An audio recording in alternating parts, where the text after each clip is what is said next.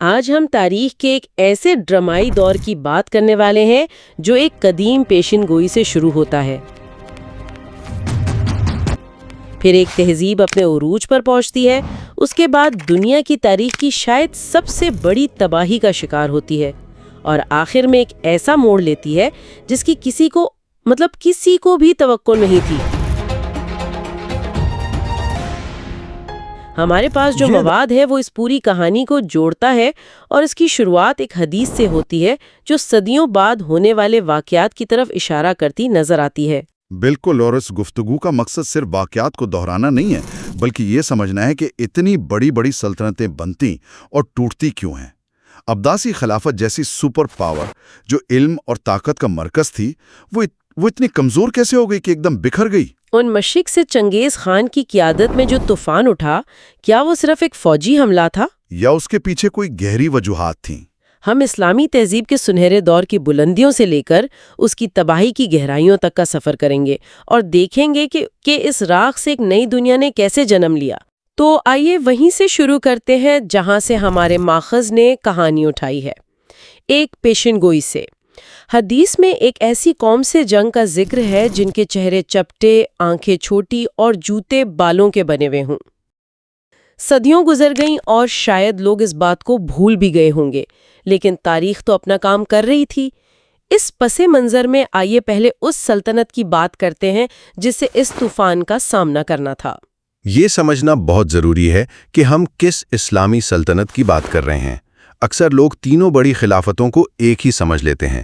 پہلی تھی خلافت راشدہ، جس نے اسلام کو عرب سے باہر پھیلایا۔ ان کے بعد آئے بنو امیہ، جن کی سلطنت بہت وسیع تھی، لیکن ان پر ایک بڑا الزام یہ تھا کہ وہ عرب قومیت پرستی پر مبنی تھیں۔ اچھا، تو یہ ایک طرح سے نسلی امتیاز تھا؟ مطلب اگر آپ مسلمان ہیں لیکن عرب نہیں تو آپ سیکنڈ کلاس شہری ہیں؟ جی بالکل، حکومت اور فوج میں تمام بڑے عہدے صرف عربوں کے پاس تھے۔ اسی رد عمل میں ایک انقلاب آیا اور بنو عباس اقتدار میں آئے۔ عباسیوں نے یہ نعرہ لگایا کہ اسلام میں نسل کی بنیاد پر کوئی فرق نہیں ہے۔ ان کی سلطنت ایک حقیقی ملٹی نیشنل امپائر تھی۔ یعنی اس میں عرب، ایرانی، ترک سب شامل تھے؟ جی، سب شامل تھے، اور یہی وہ دور ہے جسے ہم اسلام کا سنہرا دور یا گولڈن ایج آف اسلام کہتے ہیں۔ اور اس دور کا مرکز تھا بغداد۔ آج ہم بغداد کو ایک جنگ زدہ شہر کے طور پر جانتے ہیں، لیکن اس وقت یہ سیارے کا سب سے بڑا اور ترقی یافتہ شہر تھا۔ یہاں کی آبادی 10 لاکھ سے زیادہ تھی، جبکہ لندن اور پیرس تو محض چھوٹے چھوٹے گاؤں تھے۔ اور بغداد کی شان تھی بیت الحکمت، یعنی ہاؤس آف وزڈم۔ یہ صرف ایک لائبریری نہیں تھی، یہ ایک یونیورسٹی، ایک تحقیقی مرکز اور ایک ترجمہ گھر تھا۔ یہاں افلاطون، ارسطو اور ہندوستان کے قدیم علوم کا عربی میں ترجمہ کیا جاتا تھا۔ یہ وہ جگہ تھی جہاں الخوارزمی نے الجبرا کے اصول بنائے، جس کے بغیر آج کی کمپیوٹر سائنس کا تصور ہی نہیں کیا جا سکتا۔ یعنی اس وقت علم کی کرن مشرق سے مغرب کی طرف جا رہی تھی، مغرب سے مشرق کی طرف نہیں، اور صرف سائنس ہی نہیں، ادب میں بھی الف لیلا و لیلا یعنی 1001 نائٹس جیسی کہانیاں لکھی گئیں، جن کے کردار علاء الدین، سندباد اور علی بابا آج بھی دنیا بھر میں مشہور ہیں۔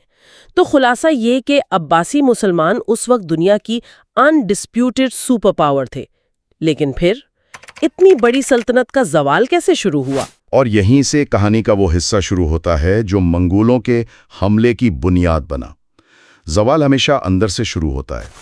عباسی خلفاء وقت کے ساتھ ساتھ سیاست اور جنگ سے دور ہوتے گئے، اور انہوں نے اپنی حفاظت کے لیے ترک نسل کے غلاموں پر مشتمل ایک فوج بنانی شروع کر دی۔ اچھا، یہ فوجی، جنہیں سلجوکی کہا جاتا تھا، بہت بہادر اور وفادار تھے، لیکن آہستہ آہستہ وہ اتنے طاقتور ہو گئے کہ خلیفہ کی حیثیت ایک کٹ پتلی جیسی ہو گئی۔ یعنی جیسے آج کل کہا جاتا ہے کہ اصل طاقت کسی اور کے ہاتھ میں ہے اور حکمران صرف نمائشی ہیں۔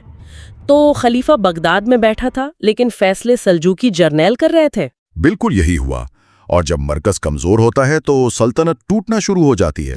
دور دراز کے گورنروں نے خود کو آزاد بادشاہ کہنا شروع کر دیا۔ اسپین الگ ہو گیا، مصر میں ایک الگ خلافت قائم ہو گئی، ایران اور وسطی ایشیا میں چھوٹی چھوٹی سلطنتیں بن گئیں۔ یعنی وہ جو ایک متحدہ سلطنت تھی وہ بکھرنے لگی۔ جی، اب وہ صرف عراق اور اس کے ارد گرد کے علاقوں تک محدود ہو کر رہ گئی۔ اور ظاہر ہے اس اندرونی انتشار نے بیرونی دشمنوں کو حملے کی دعوت دی ہوگی۔ بالکل، اسی کمزوری اور ٹوٹ پھوٹ کا فائدہ یورپ کے عیسائی بادشاہوں نے اٹھایا۔ انہوں نے صلیبی جنگوں یعنی کروسیڈز کا آغاز کیا، جس کا مقصد یروشلم یعنی فلسطین کو مسلمانوں سے آزاد کروانا تھا، اور 1099 میں وہ اپنے مقصد میں کامیاب ہو گئے اور یروشلم پر قبضہ کر لیا۔ مورخ میں اس قبضے کی ہولناکیوں کا ذکر ہے کہ شہر کی گلیاں خون سے بھری ہوئی تھیں اور ہزاروں مسلمان مردوں، عورتوں اور بچوں کو بے دردی سے قتل کیا گیا۔ یہ تو مسلمانوں کے لیے ایک بہت بڑا صدمہ ہوگا، یروشلم کا ہاتھ سے نکل جانا اور اتنی بڑی تعداد میں ہلاکتیں۔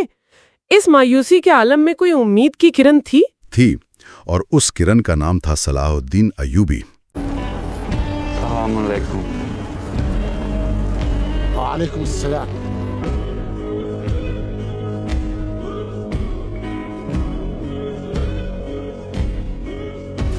وہ نسلاً کرد تھے، عراق میں پیدا ہوئے اور اپنی قابلیت کی وجہ سے مصر کے سلطان بنے۔ اس وقت مسلم دنیا اتنے ٹکڑوں میں بٹی ہوئی تھی کہ ہر کوئی اپنی اپنی جنگ لڑ رہا تھا۔ گویا کہ یہ جو ہمارے ہاتھ سے نکلا ہے قبضے سے، پہلے بھی عربوں کے ہاتھوں سے نکلا تھا بیت المقدس، یروشلم، عرب واپس نہیں لے سکے تھے۔ کرد خون صلاح الدین ایوبی اس نے واپس لیا۔ عربوں میں دم نہیں رہا تھا، عیاشیوں کی وجہ سے کھوکھلے ہو چکے تھے۔ لیکن مسلم علماء نے ایک فکری مہم شروع کی۔ انہوں نے مسلمانوں کو یاد دلایا کہ ان کا اصل مسئلہ آپس کی لڑائیاں نہیں بلکہ یروشلم کی آزادی ہے۔ اچھا، تو صلاح الدین نے آتے ہی یروشلم پر حملہ نہیں کیا؟ نہیں، اور یہی ان کی ذہانت تھی۔ وہ جانتے تھے کہ بکھری ہوئی قوم کے ساتھ جنگ نہیں جیتی جا سکتی۔ انہوں نے اپنی زندگی کے کئی سال صرف مسلمانوں کو متحد کرنے میں صرف کیے۔ انہوں نے شام، عراق اور دیگر علاقوں کے مسلمان حکمرانوں کو اپنے ساتھ ملایا، یہاں تک کہ انہوں نے صلیبیوں کے ایک گروہ سے 10 سالہ امن معاہدہ بھی کیا تاکہ انہیں تیاری کا وقت مل سکے۔ صحیح۔ جب پوری مسلم دنیا ایک جھنڈے تلے جمع ہو گئی تب انہوں نے فیصلہ کن قدم اٹھایا اور 1192 میں یروشلم کو دوبارہ فتح کر لیا۔ یہ تو تاریخ کا ایک شاندار باب ہے، لیکن یہاں سے کہانی میں ایک عجیب موڑ آتا ہے کہ جس وقت صلاح الدین مسلمانوں کے کھوئے ہوئے وقار کو بحال کر رہے تھے، عین اسی وقت ہزاروں میل دور منگولیا کے ویران میدانوں میں ایک بچہ پیدا ہو رہا تھا جس کا نام تھا تموجن۔ یہ تاریخ کی سب سے بڑی ستم ظریفیوں میں سے ایک ہے۔ ایک طرف ایک ہیرو ایک تہذیب کو جوڑ رہا تھا اور دوسری طرف ایک ایسا شخص جنم لے رہا تھا جو اسی تہذیب کو تباہ کرنے والا تھا، اور دونوں ایک ہی زمانے میں سانس لے رہے تھے، ایک دوسرے کے وجود سے بالکل بے خبر۔ اس بچے تموجن کو ہم چنگیز خان کے نام سے جانتے ہیں۔ اس کی ابتدائی زندگی کیسی تھی؟ وہ اتنا طاقتور کیسے بنا؟ اس کی زندگی انتہائی مشکلات سے بھری تھی۔ بچپن میں ہی اس کے باپ کو زہر دے کر مار دیا گیا۔ اس کے قبیلے نے اسے اور اس کی ماں کو بے یارو مددگار چھوڑ دیا، اور وہ غلام بنا کر بھی بیچا گیا۔ لیکن ان مشکلات نے اسے توڑا نہیں بلکہ لوہے جیسا سخت بنا دیا۔ اس نے ایک ایک کر کے منگول قبیلوں کو متحد کیا جو صدیوں سے آپس میں لڑ رہے تھے، اور 1206 میں تمام قبیلوں نے اسے اپنا سردار مان کر چنگیز خان کا خطاب دیا، جس کا مطلب ہے کائنات کا حکمران۔ جی، کائنات کا حکمران۔ اس نے اپنی فوج کو کیسے منظم کیا؟ منگولوں کی کامیابی کا راز کیا تھا؟ 2 چیزیں: سخت نظم و ضبط اور بے رحمی پر مبنی انصاف۔ اس نے اپنی فوج کو 10، 100 اور 1000 کے یونٹوں میں تقسیم کیا۔ اس کا ایک قانون یہ تھا کہ اگر 10 سپاہیوں کے یونٹ میں سے ایک بھی میدان جنگ سے بھاگا تو باقی 9 کو بھی سزائے موت دی جائے گی۔ کیا؟ جی، کہ اگر کوئی ایک گھوڑا چراتا تو اسے 10 گھوڑے واپس کرنے پڑتے، اور اگر وہ ایسا نہ کر پاتا تو اس کے پورے خاندان کو قتل کر دیا جاتا۔ یہ تو بہت ہی سخت نظام ہے۔ تو اس کا مسلم دنیا سے ٹکراؤ کیسے ہوا؟ کیا وہ اسلام پر حملہ کرنے کے ارادے سے ہی نکلا تھا؟ دلچسپ بات یہ ہے کہ اس کا ایسا کوئی ارادہ نہیں تھا۔ اس کی نظریں چین پر تھیں۔ اس نے تو پڑوسی مسلم سلطنت خوارزم کے بادشاہ کو دوستی کا پیغام بھیجا تھا۔ اس نے کہا، مشرق کا حاکم میں ہوں اور مغرب کے تم، ہمارے درمیان تجارت اور دوستی ہونی چاہیے۔ تو پھر جنگ کیسے شروع ہو گئی؟ خوارزم کے بادشاہ نے ایک بہت بڑی تاریخی غلطی کی۔ چنگیز خان نے جو تجارتی قافلہ بھیجا تھا، خوارزم کے ایک گورنر نے اسے لوٹ لیا اور تاجروں کو قتل کر دیا۔ چنگیز خان نے پھر بھی صبر سے کام لیا اور اپنے سفیروں کو بادشاہ کے پاس بھیجا تاکہ انصاف طلب کر سکے۔ ان سفیروں کو بھی قتل کروا دیا۔ اس زمانے میں سفیر کا قتل وہ اعلان جنگ سمجھا جاتا تھا۔ اور اس ایک غلطی نے تاریخ کا دھارا ہی موڑ دیا۔ پوری طرح سے چنگیز خان غصے سے آگ بگولا ہو گیا اور اس نے اپنی پوری طاقت کے ساتھ خوارزم پر حملہ کر دیا۔ اس کے بعد جو ہوا وہ انسانی تاریخ کی بدترین تباہی تھی۔ شہروں کے شہر صفا ہستی سے مٹا دیے گئے۔ ایک علاقے کی آبادی 20 لاکھ سے کم ہو کر 2 لاکھ رہ گئی۔ 18 لاکھ لوگ مارے گئے؟ جی، 18 لاکھ مسلمان۔ چنگیز خان نے فتح کے بعد بخارا کی جامع مسجد میں گھوڑے پر کھڑے ہو کر اعلان کیا، میں خدا کا عذاب ہوں جو تمہارے گناہوں کی سزا دینے آیا ہوں۔ یہ سوچ کر ہی خوف آتا ہے کہ اس وقت لوگوں پر کیا گزری ہوگی۔ کیا یہ طوفان چنگیز خان کے بعد رک گیا؟ نہیں، یہ تو شروعات تھی۔ اس کے پوتے ہلاکو خان نے اس مشن کو آگے بڑھایا اور اس کا ہدف تھا اسلامی دنیا کا دل، بغداد۔ اور اس وقت بغداد کے مسلمان کس حال میں تھے؟ وہ آپس کے مذہبی اور فقہی مباحثوں میں الجھے ہوئے تھے۔ وہ اس بات پر لڑ رہے تھے کہ کون صحیح ہے اور کون غلط، جبکہ ایک طوفان ان کے دروازے پر دستک دے رہا تھا۔ اور پھر 1258 میں وہ ہوا جس کا کسی نے تصور بھی نہیں کیا تھا، بغداد تباہ ہو گیا۔ تباہی ایک چھوٹا لفظ ہے۔ ہلاکو خان نے شہر پر قبضہ کرنے کے بعد خلیفہ کو قالین میں لپیٹ کر گھوڑوں سے کچلوا دیا، کیونکہ منگول شاہی خون زمین پر بہانا بدشگونی سمجھتے تھے۔ اس کے ساتھ ہی 500 سالہ عباسی خلافت کا خاتمہ ہو گیا۔ اور شہر کا کیا ہوا؟ شہر میں 40 دن تک قتل عام جاری رہا۔ کہا جاتا ہے کہ دریائے دجلہ کا پانی پہلے کئی دن تک انسانوں کے خون سے سرخ رہا، اور پھر جب بیت الحکمت کی لاکھوں کتابیں دریا میں پھینکی گئیں تو اس کی سیاہی سے کئی دن تک کالا رہا۔ یہ صرف ایک شہر کا خاتمہ نہیں تھا، یہ اسلامی سنہرے دور کا خاتمہ تھا۔ یہ ناقابل تصور ہے۔ کیا اس وقت مسلمانوں کو یہ لگا کہ دنیا ختم ہونے والی ہے؟ وہ پیشنگوئی جو ہم نے شروع میں ذکر کی تھی، کیا لوگوں کو وہ یاد آئی؟ ابوں میں ہے، اور ان سے لڑنا ناممکن ہے۔ منگولوں نے ایران، عراق، شام سب فتح کر لیا تھا۔ ان کے سامنے اب صرف ایک مسلم طاقت بچی تھی، مصر کی مملوک سلطنت۔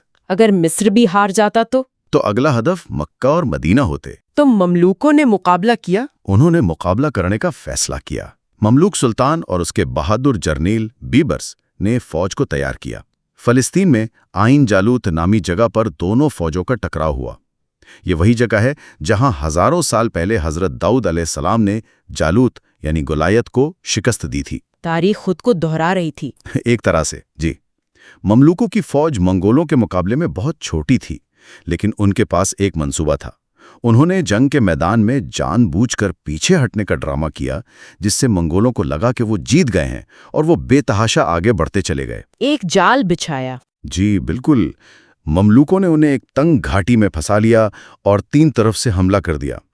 منگولوں کو اپنی تاریخ کی پہلی بڑی اور فیصلہ کن شکست ہوئی۔ اس جنگ نے منگولوں کی پیش قدمی کو ہمیشہ کے لیے روک دیا۔ یہ تاریخ کا ایک اہم موڑ تھا۔ تو کہانی یہاں ختم ہوتی ہے؟ تباہی اور پھر ایک چھوٹی سی فتح؟ نہیں، یہاں سے کہانی کا سب سے حیران کن حصہ شروع ہوتا ہے۔ یہ ایک ایسا موڑ ہے جو شاید تاریخ میں کبھی نہیں آیا۔ منگولوں نے مسلم علاقوں پر قبضہ تو کر لیا، لیکن وہ ان زمینوں پر حکومت کرنے کے لیے یہیں بس گئے، اور پھر آہستہ آہستہ عشروں کے دوران ایک عجیب و غریب عمل شروع ہوا۔ کیا مطلب؟ فاتحین نے مفتو قوم کا مذہب، زبان اور ثقافت اپنانا شروع کر دی۔ جن منگولوں نے اسلام کو تباہ کرنے میں کوئی کسر نہیں چھوڑی تھی، ان کی اگلی نسلیں مسلمان ہونے لگیں۔ یہ کیسے ہوا؟ کچھ کہتے ہیں کہ اسلام کی روحانی تعلیمات، خاص طور پر صوفیہ کے کردار نے انہیں متاثر کیا۔ کچھ کا خیال ہے کہ اتنی بڑی مسلم آبادی پر حکومت کرنے کے لیے ان کا مذہب اپنانا ایک سیاسی ضرورت تھی۔ وجہ جو بھی ہو، نتیجہ حیران کن تھا۔ یعنی آپ کہہ رہے ہیں کہ ہلاکو خان کی اولاد مسلمان ہو گئی؟ بالکل۔ ہم دیکھتے ہیں کہ منگول نام جیسے ہلاکو، چغتائی اور اوغدائی اسلامی ناموں میں تبدیل ہونے لگتے ہیں، جیسے محمد، تیمور اور بابر۔ اور سب سے بڑی مثال ہندوستان کی عظیم مغل سلطنت ہے۔ مغل یعنی منگول؟ جی، مغل لفظ خود منگول کی بگڑی ہوئی شکل ہے۔ مغل سلطنت کا بانی ظہیر الدین بابر اپنی ماں کی طرف سے چنگیز خان اور باپ کی طرف سے تیمور لنگ کی نسل سے تھا۔ یہ تو واقعی ناقابل یقین ہے، یعنی جس طوفان نے اسلامی دنیا کو جڑ سے اکھاڑ دیا تھا، اسی طوفان کی نسل نے آگے چل کر تاریخ کے چند عظیم ترین اسلامی سلطنتوں کی بنیاد رکھی۔ یہی اس کہانی کا سب سے بڑا سبق ہے۔ تہذیبیں مٹائی نہیں جا سکتی، وہ شکل بدل لیتی ہیں۔ تباہی کے بعد بھی زندگی ایک نیا راستہ تلاش کر لیتی ہے۔ منگولوں نے شہر اور لائبریریاں تو تباہ کر دیں، لیکن وہ اس خیال کو ختم نہیں کر سکے جو ان شہروں میں بستا تھا۔